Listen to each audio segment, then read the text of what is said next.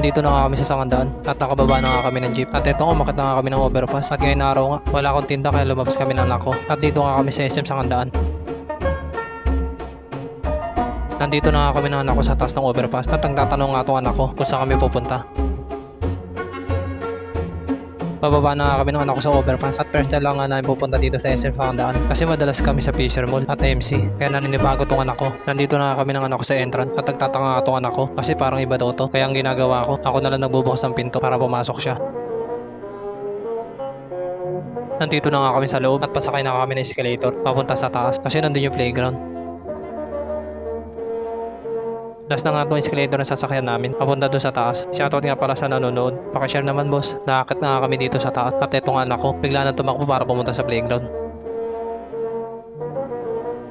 At ito, naninibago siya sa playground dito. Kasi doon sa Fisher Mall maraming palaro. At dito, konti lang. Pero kahit gano'n, pumasok pa rin itong anak ko. At ito, umupo agad siya sa motor. Sa sobrang excited niya, nakalimutan niya wala pang token. Kaya ito, nagpunta kami sa token machine para magpapalit ng token. Kumuha na nga ng 50 sa wallet ko. At nilusot ko na nga dito sa token machine. Nilusot ko na nga yung pera. Kaso biglang niluwa yung 50 ko. Ayaw ata ng 50. Kaya sinubukan ko ulit. At ito, gumana na nga. Iba na talaga ngayon. Kahit yung machine namimili na. Okay na.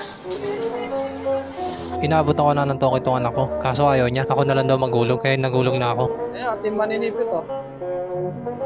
Okay, pagdating mo na. Wala, sablay ka ba? Ano? Kala niya sa si team maninipit. Shoutout nga pala sa team maninipit. At eto ang anak ko, naglalakad-lakad na. Naghahanap na siya na pwede niyang panglaruan. At eto nga, meron na siya nakita. Kaso naayawan niya. Kaya umalis siya. At panilakad nga lang siya dito. Inabutan ko na nga lang ng token tong anak ko para sa lang magulog. At eto nga meron na nga siya nakita. Maninipit nga daw siya ulit. Kaya sabi ko ulog yan na. At eto nga inulog na nga niya yung token. At sinimuran na nga niya manipit. At eto nga nagulat nga ako. Kasi sa unang ipit niya, nakakuha agad siya. At eto nagmamadali siyang kunin. At tuwan-tuwa nga siya. Kasi si Iron Man yung nakuha niya. Nakaipit siya. Nangingi nga ulit siya ng token. Kaya binigyan ko na. Kasi maninipit na ulit siya. At eto nga sinimulan na nga niya. Kaso sa pagkakataon na to wala siya naipit.